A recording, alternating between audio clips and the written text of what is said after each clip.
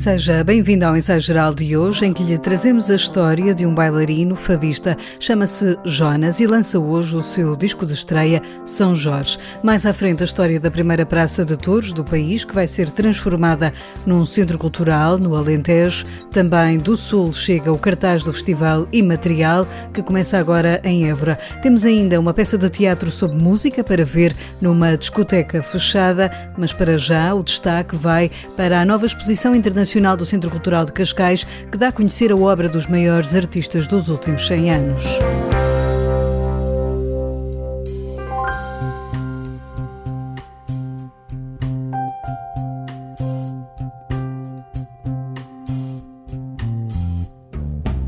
Abre amanhã ao público no Centro Cultural de Cascais a exposição internacional A Emoção do Espaço. É uma mostra que reúne a arte da escultura de alguns dos artistas mais destacados dos séculos XX e XXI. De Rodin a Miró, de Man Ray a Miguel Barceló, há diversos nomes maiores da escultura para descobrir. Percorremos os últimos 100 anos da escultura, explica ao Ensaio Geral a curadora, a espanhola Maria Toral, diz que é um retrato da evolução ao longo do tempo. Iniciamos a exposição com uma obra de Auguste Rodin. Começamos com a exposição com uma obra de Auguste Rodin, que é o pai da escultura moderna. Foi ele que começou com a escultura, distanciando-se das estátuas, que era o que se fazia até então. Por isso é importante contar com a presença do escultor. Por isso é importante contar com a presença do escultor francês na exposição, porque vamos ver através dele e de todos os artistas como foi evoluindo a história da escultura até aos nossos dias. É uma mostra muito completa do último século. Assim que é um recorrido muito completo ao longo do século. A Emoção do Espaço é uma exposição que dá a conhecer uma seleção de peças da coleção da Fundação Espanhola Azcona. Esta exposição pertence toda a uma fundação. Esta exposição pertence toda a uma fundação que se dedica à arte, a fazer livros de arte e catálogos raisonnés de artistas.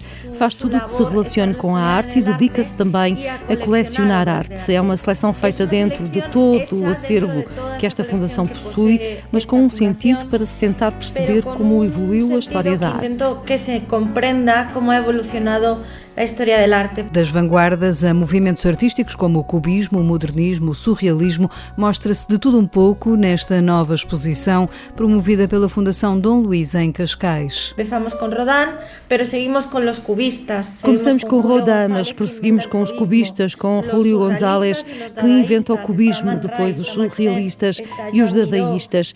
Temos o Man Ray, Marthe Ernest, temos Juan Miró, depois surgem os grandes artistas dos anos 50, depois da Segunda Guerra Mundial, como Henry Moore ou Chillida. Logo passamos aos grandes abstracionistas que criam essas esculturas como formas totalmente antropomórficas, como as do Chillida.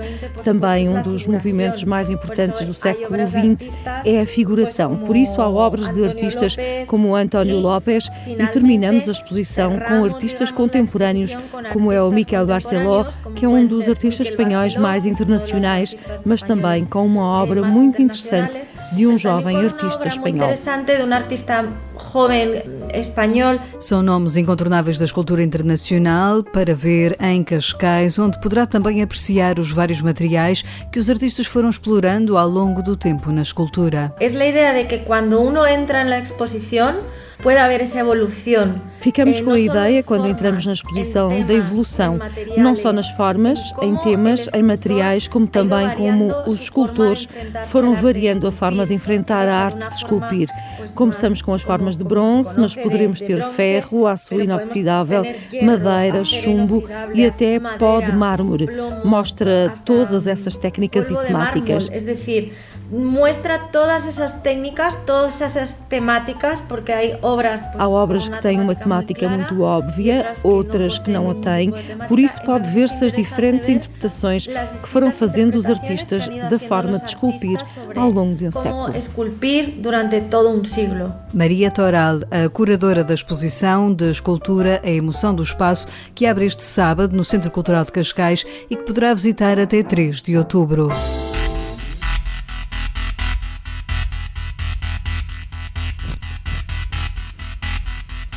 Lembra-se de gravar cassetes, trocar discos de vinil com os amigos?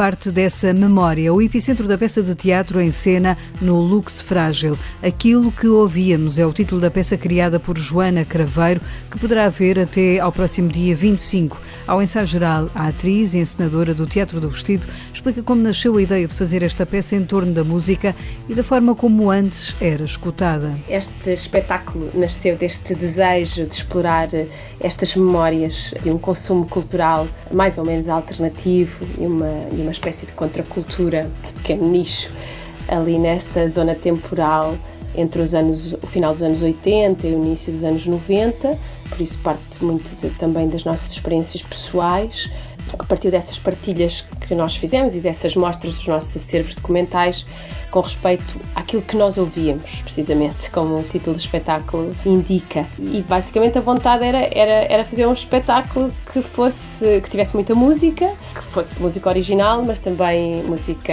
que já existia e sobre a qual nós falamos no espetáculo, e um pouco refletir sobre o papel que a música tinha como veículo identitário nessa altura, que correspondeu a uma experiência muito particular da nossa adolescência e do final da nossa adolescência. Comprar vinis com mesadas magras, trocá-los no pátio da escola secundária, fazer amigos por causa disso, era parte dessa experiência geracional que está espelhada na peça Aquilo que ouvíamos, diz Joana Craveiro. Muito do espetáculo é das histórias, é sobre isso. Nós temos uma frase que é: sermos poucos era essencial, mas sermos ainda assim alguns era importante. Portanto, a amizade e as relações é algo que está muito presente nas histórias que nós partilhamos no espetáculo, o ir-se juntos, palmilhar ruas em busca dos discos, o ouvir juntos, é uma das coisas sobre as quais falamos. Revisitar estas memórias recorda-nos da importância que aquele momento, aquelas pessoas, aqueles contextos tiveram também naquilo que nós somos hoje, nas pessoas que somos hoje. E porque era também através da rádio que a música chegava, então, tal como hoje ainda chega, na peça à rádio está também presente. Tem um papel bastante importante, há várias cenas ligadas à rádio. Aliás, a rádio aparece sempre muito nos nossos espetáculos, em diferentes contextos. E aqui, mais uma vez, acabou por surgir naturalmente, porque muitas pessoas partilharam a memória, às vezes de programas de rádio que faziam, nomeadamente rádios locais, ou que escutavam programas de rádio muito específicos, ou que foi naquele programa de rádio que ouviam pela primeira vez uma determinada música. Portanto, nós temos, enfim, uma sequência de cenas que remete para esse imaginário. Viajar nas memórias destas personagens e perceber como o consumo e a noção do tempo eram diferentes ganha renovada atualidade, explica Joana Craveiro.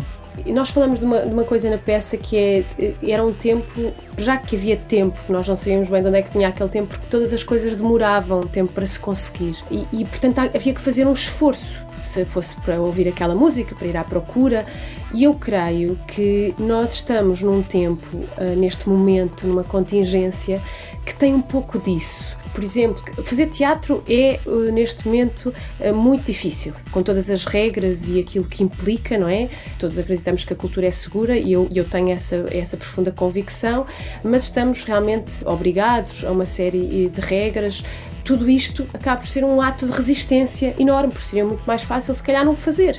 E eu creio que também para o público, este ato de sair de casa para ir ver um espetáculo nestas condições, também acaba por ser. Vale a pena fazer esse esforço, tal como naquela altura, para nós conseguirmos consumir aquilo que nós consumimos em termos musicais e culturais. Tudo isso também requeria bastante esforço, fosse para ir à procura, para poupar o dinheiro para conseguir comprar. O consumismo era muito diferente, a noção de consumo, do que é hoje em dia. E, portanto, se calhar é levar também o público a pensar que quando decidem ir ver um espetáculo destes, há também este lado que é um lado de resistência, de alguma maneira, que acho que é salutar. Aquilo que ouvíamos é uma peça que pode ver de terça a sexta no Lux Frágil em Lisboa, às 8 da noite, até 25 de junho. A seguir, rumamos ao Alentejo. A região de Évora recebe a partir de hoje a primeira edição do Festival Imaterial. Ao longo de 10 dias, há 10 concertos, uma conferência internacional, um encontro de música ibérica e a apresentação de um laboratório de investigação sobre património, artes, sustentabilidade e território. Depois de, em 2014, a Unesco ter classificado o canto alentejano, este festival pretende promover o património imaterial da humanidade. No coração do Alentejo, o imaterial vai lembrar-nos de que a tradição é o que fizermos dela. Está assinado o mote para o Festival Imaterial que vai cruzar em Évora, numa edição especial, músicas e culturas de vários pontos do mundo. Mali, Turquia, Itália, Azerbaijão, Hungria, Mongólia e, claro, Portugal são alguns dos países representados. Com um cartaz paritário, o programa quer ser oportunidade para que uns e outros aprendam entre si através da arte e da cultura. O programa do Imaterial é uma declaração clara sobre a diversidade criativa dos povos, das influências mútuas originadas pelo caudal secular das migrações, de artistas que enriquecem e reinventam as memórias do passado, contribuindo para o cancioneiro imaterial da humanidade. Um encontro para a produção de conhecimento, de troca de experiências e de agendamento de futuras colaborações. Um festival que apresenta um cartaz paritário, colocando-se assim na frente de combate à desigualdade de género. Um movimento intercultural favorável a uma melhor compreensão das tradições e uma aproximação ao que será a verdadeira cartografia musical. Carlos Seixas, o diretor e curador do Festival Imaterial, e ele que é também o diretor artístico do conhecido Festival Músicas do Mundo de Sines. Uma dezena de concertos, uma conferência internacional, um encontro de música ibérica e a apresentação de um laboratório de investigação sobre património, artes, sustentabilidade e território compõem a programação que se reparte entre o Teatro Garcia de Rezende e o Jardim Público de 18 a 26 de junho. Um diálogo entre culturas distintas, entre passado e presente, a lembrar, sublinha Luís Garcia, programador do município de Évora, a importância de reavivar tradições.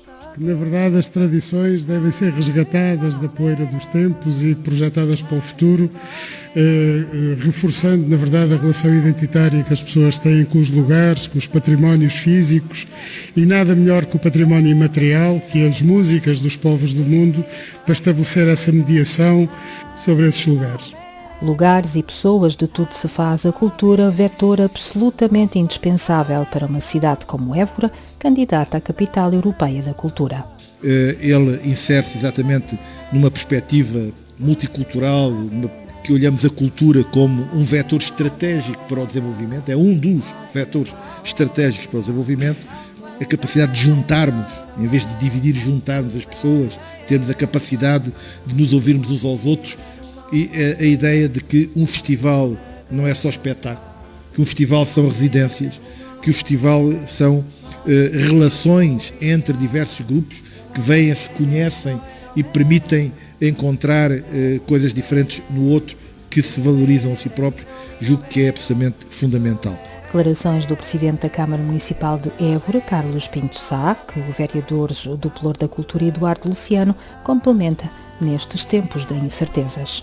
Vamos ter aqui seguramente um momento de particular afirmação de paz, uma particular afirmação de cruzamentos de cultura e de fusões de cultura, que é neste momento aquilo que mais precisamos para afastar, enfim, alguns espectros mais negros que nos pairam sobre a nossa cabeça. Até 26 de junho, o património pensado e vivido no Festival Imaterial, que promove o diálogo entre culturas na cidade de Évora. A jornalista Rosário Silva em Évora, a região que acolhe a primeira edição do Festival Imaterial.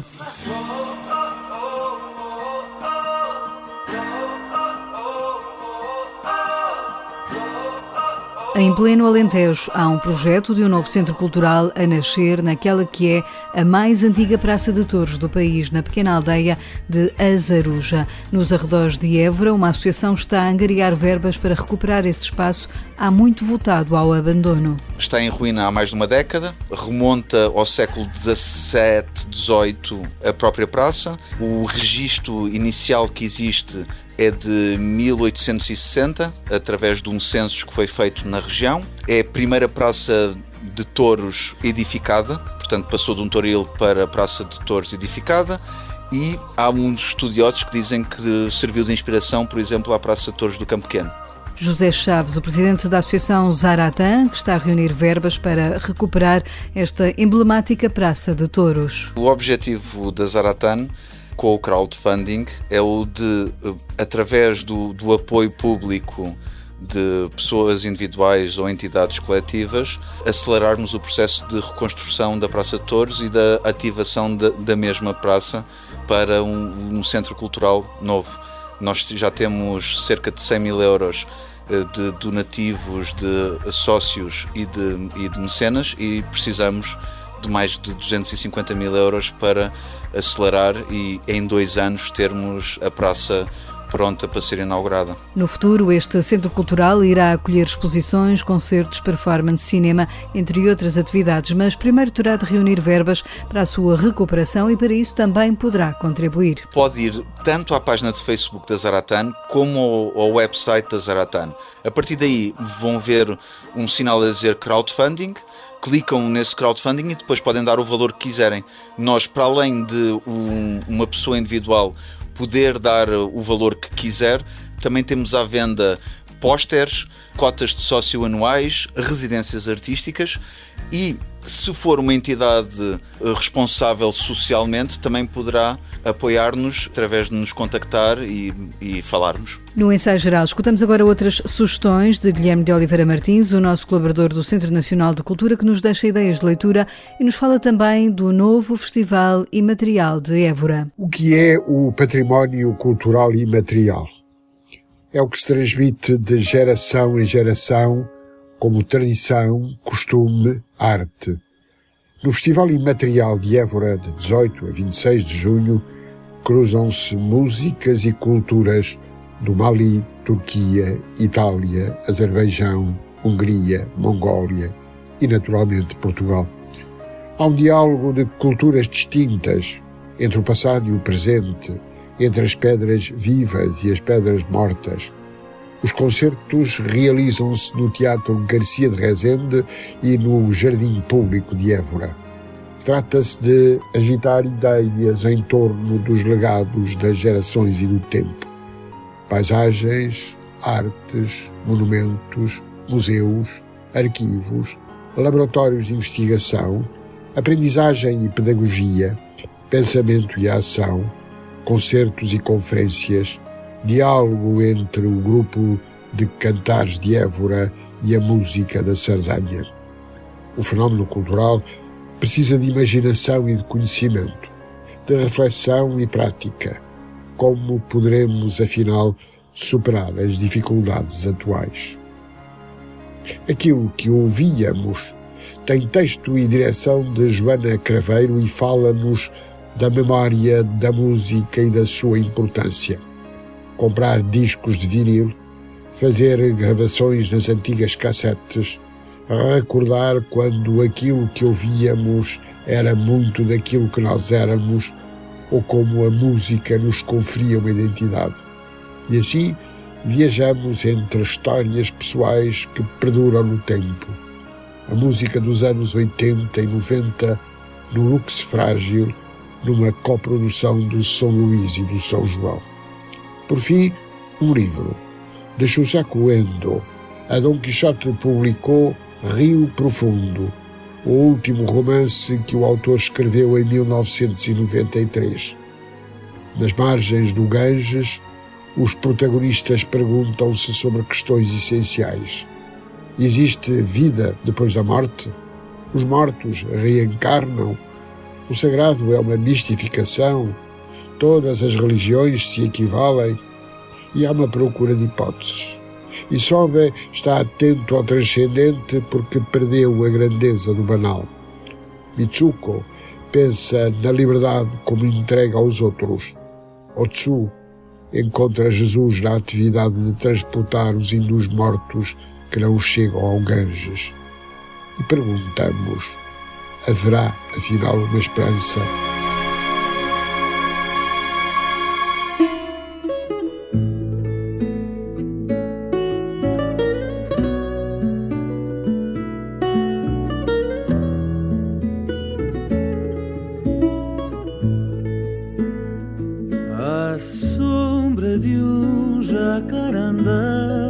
vejo um banquinho rosa e de mansinho vou sentar-me nele. Esta é a voz de Jonas, bailarino, fadista, que hoje lança o seu primeiro disco. São Jorge é o álbum de estreia deste fadista que é também coreógrafo e que fala do fado como um destino na sua vida. É um bocadinho um clichê dizer que o fado nos escolhe, mas foi mais ou menos assim que a coisa aconteceu. A minha mãe cantava fado de forma amadora e também dançava à semelhança do que eu faço. E eu desde muito pequenino que sempre ouvi fado e sempre cantei, embora a primeira vez que tenha cantado em público foi na Casa de Linhares, onde estava o Jorge Fernando e onde começámos desde logo uma relação bastante próxima e existiu uma identificação artística e pessoal muito grande. O arranque mesmo foi quando eu estive a estudar em Londres, numa escola de circo, quando saí do Chapitão. O fado começou a ganhar grandes proporções aí.